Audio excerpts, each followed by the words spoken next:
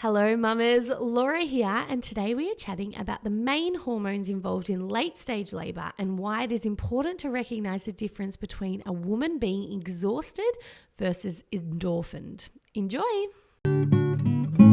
Hey mama, I'm sending you wonderful pregnancy vibes. It's time for you to guide you through. Let's take some time for you.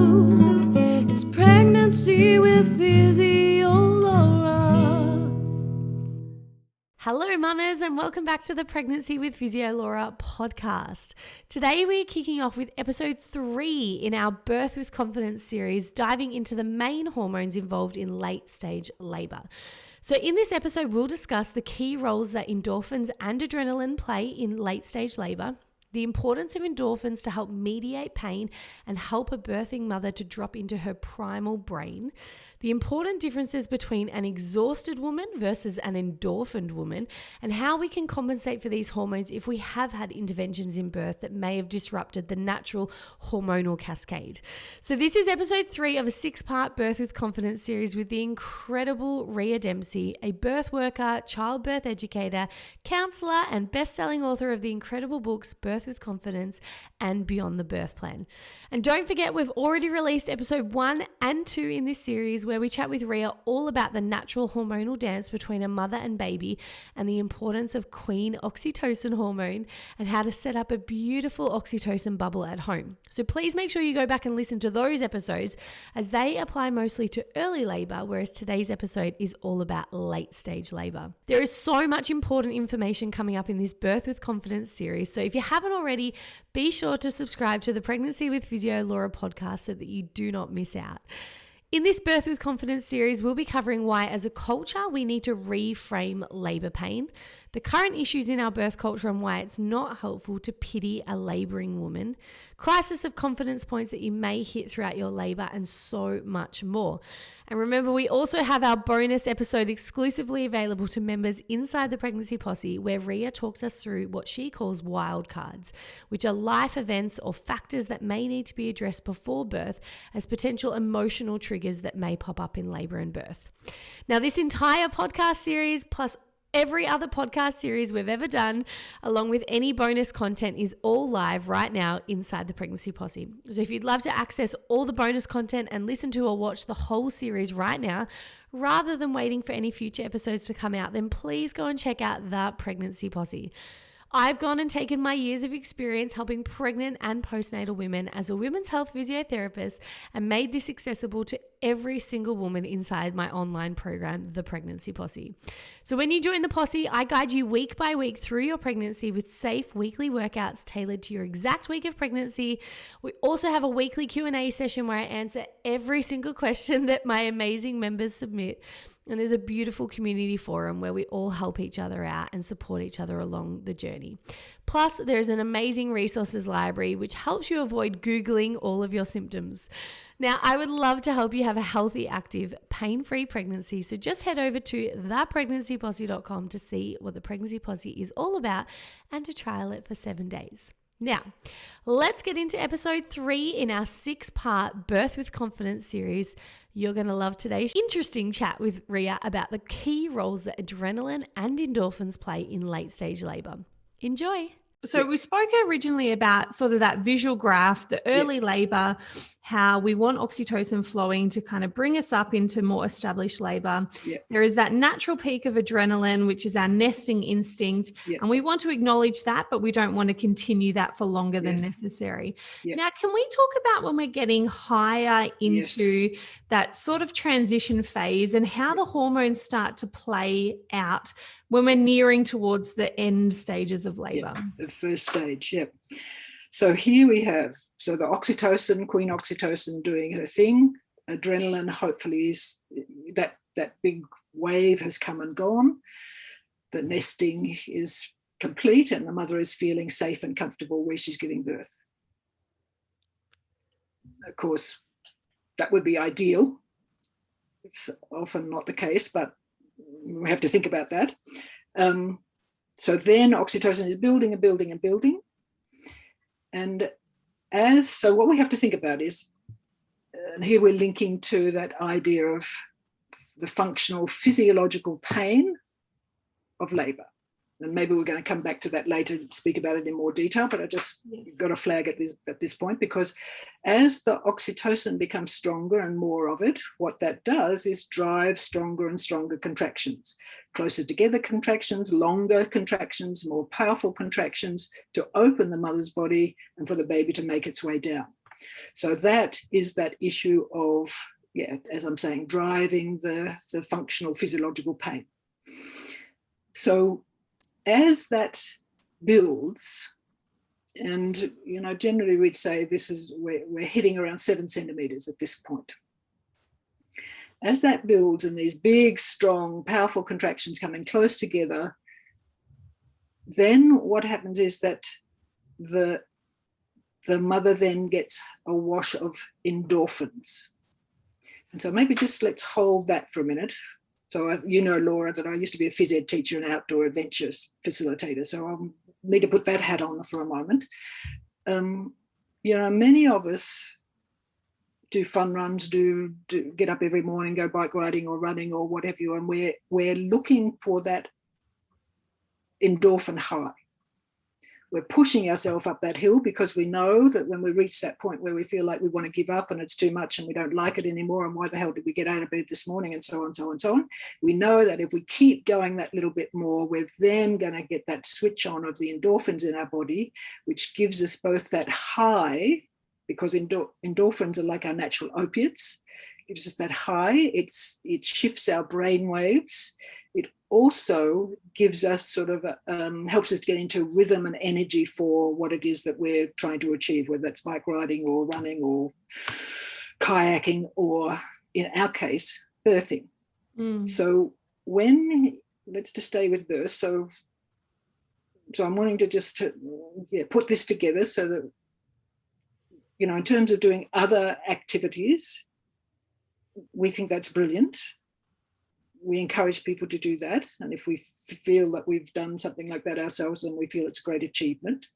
But somehow that same idea about going through pain barriers, about moving to that endorphin high, the runner's high, the bike rider's high, or what have you, that somehow or other in birthing this, it's not equated in the same way. And maybe we'll talk about that a bit more later. Yes. But what's happening for the woman in labour, as these contractions are building and building and building, and the stronger the oxytocin, the more powerful the contractions.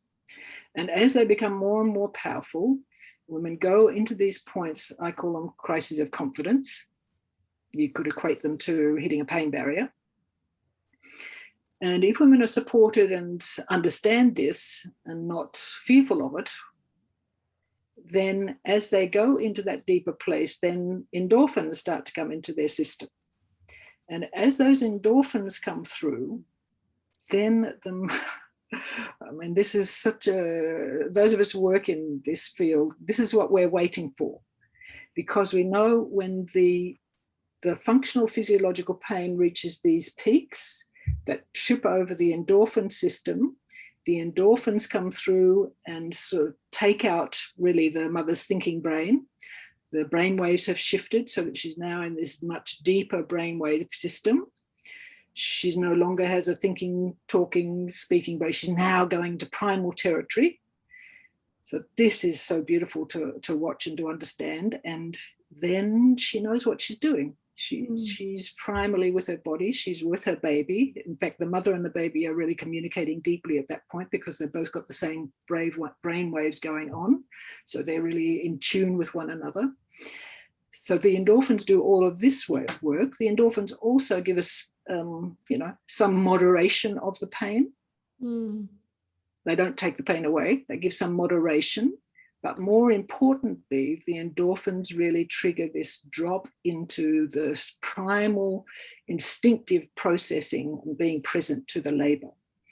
So, but the thing about that is, I'm imagining I'm talking to a lot of pregnant women, and what I would say to them is that because normal physiological childbirth is such a rare event in our birth culture at present, maybe we'll talk about the stats for that later, but it's such a rare event, that many practitioners that you'll be working with who will be supporting you have never seen it.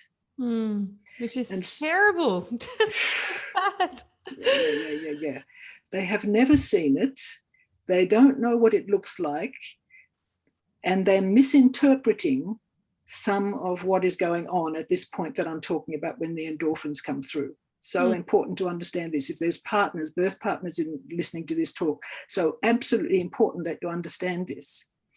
So a woman, when she's endorphined, let's say it's, as I'm saying, it's generally somewhere around that 7 centimeters. Yep. She just totally looks like she's gone. She's like, I mean, if you've ever had a whack of opiates in your life, or, strong painkillers or what have you, and you see somebody who's just sort of gone on the nod.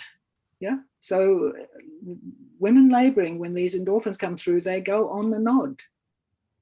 I mean, if they're sometimes if they're in tubs and things, we've got to hold them up because it's just going to sink down under the water. They are gone into this blissful state of the endorphins. But from the outside, if you don't know that this is what's going on, so when it's occurring, so they go into this deep, blissful, totally out of it state in between contractions, then they rise up as a contraction comes, and they're just in a primal way working with that contraction. Sometimes the primal way is to be roaring with the contraction, or sometimes the primal way to be with the contractions is just a quiet breathing with it, a whole, all sorts of varieties. But they stir to the contraction, they work with the contraction, and then they drop again into this deep out of it space that's come from the endorphins. So for people who don't know what they're looking at and don't understand what's happening, what they see is an exhausted woman. An exhausted woman. And many of the midwives, sadly, many of the obstetricians, particularly sadly, don't know this difference. And they can come in and also the partners think, oh my God, she's exhausted. She can't even talk. She can't hear me. She can't not language, because they're primally back where there's no language, there's sounds, it's not the cerebral cortex operating. And the cerebral cortex knows fuck all about birth, so the sooner it's out of the picture, the better that labour's going to go. So the mother is just in such a fantastic space, but often everybody around them, because maybe she has missed last night's, she didn't get a good sleep last night, or she's been at it all day or what have you. And so it's quite easy to understand why people then start to talk about, well, she's exhausted, and look at her. Look at her, she looks exhausted. No, she's not exhausted, she's endorphined. She's endorphined. And to interfere with this endorphin state, and this is often a time when, it can be things like, we think if we put an epidural up or something and she could have a sleep because look, she looks so exhausted. No, what happens then with the endorphins? So the endorphins stay, they build strongly, they're keeping the mother in this primal state now. She's responding to her body. The baby is doing its thing. They're dancing together, this internal, both hormonal as well as sort of physiological process that's happening in the body. The mother's opening her body, and the baby's really birthing. They birth themselves, really. The mother just has to open her body. So simple. So easy. So easy. And then the baby makes its way down. Late in first stage, so this is, around that, we'd say, pretty well on 10 centimeters, or that full dilation. Before then, women move into the second stage, which is where the uterus is now going to be bearing down and pressing down and pressing the baby down, and the baby is nuzzling down, using the receptors being triggered, on the head that we've talked about, and the baby continues to nuzzle its way down through the vagina.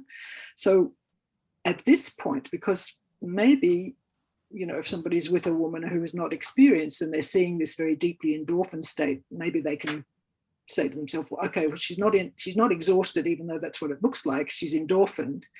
But they then get worried about, well, what's going to happen when the baby's born? What will?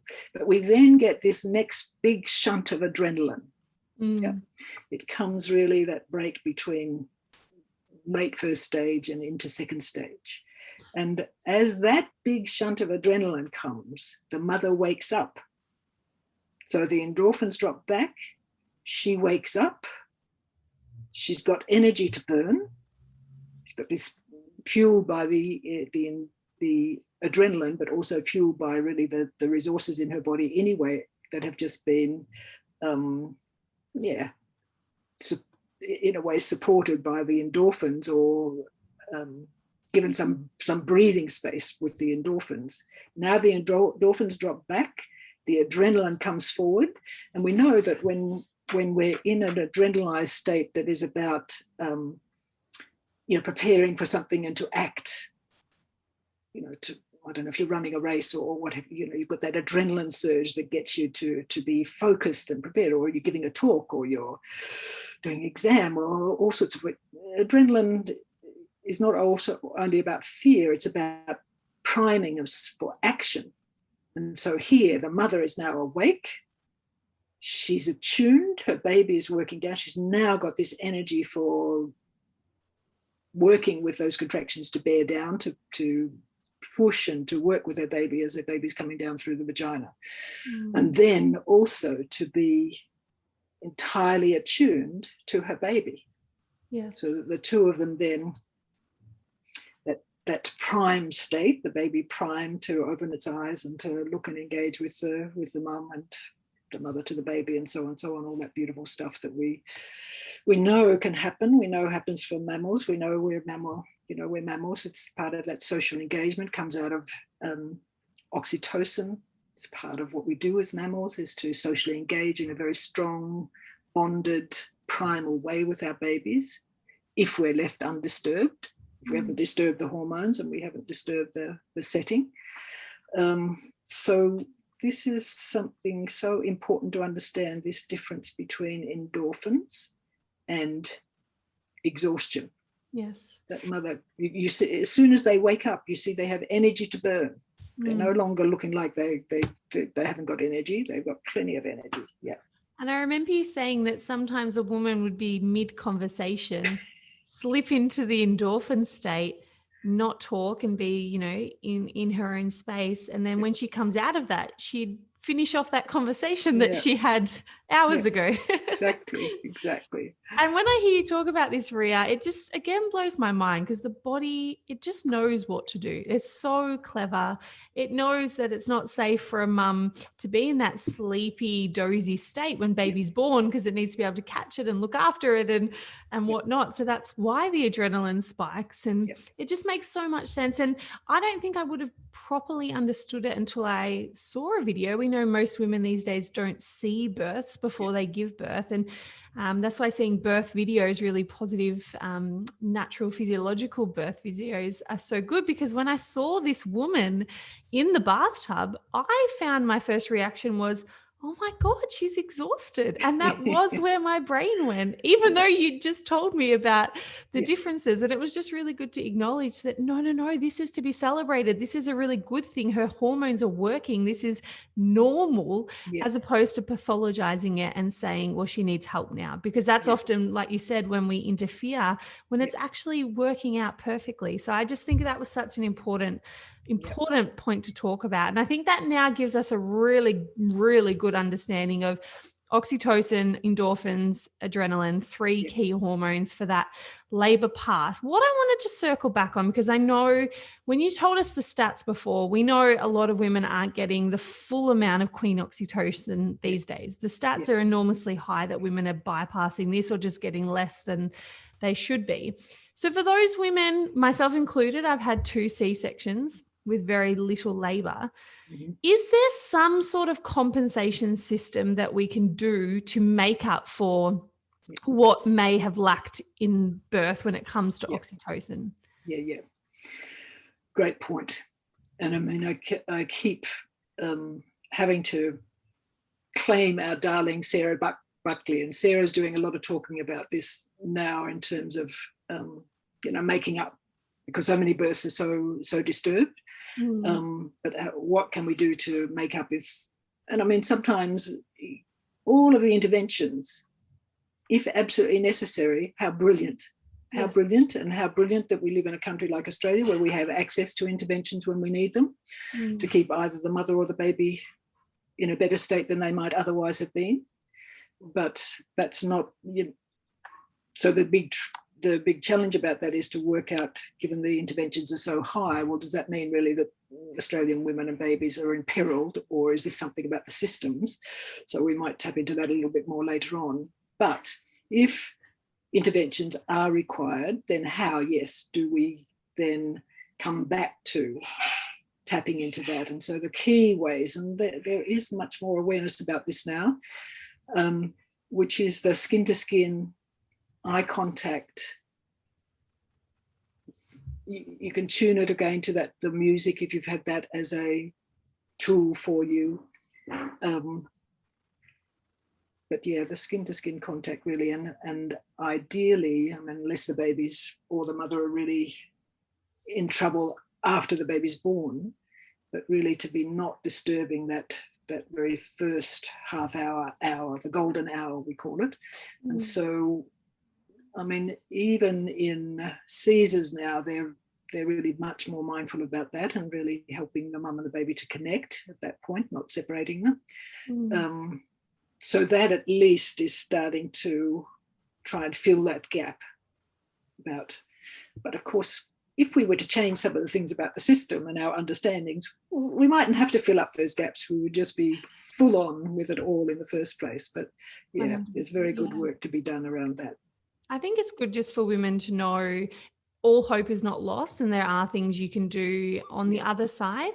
But really, like you said, ideally they read your 2 books first and have a good understanding of, how to birth within the system that we have these days and why it is an endangered species to have this natural physiological birth so that hopefully we don't have to compensate for anything afterwards. So I love that.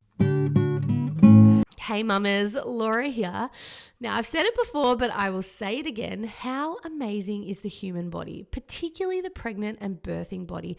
It is just so fascinating to me that endorphins help us to drop into that sleepy, primal state to navigate transition well.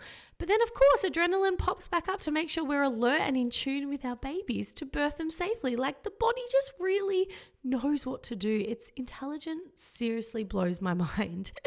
And I think this message about exhausted versus endorphined is very, very important.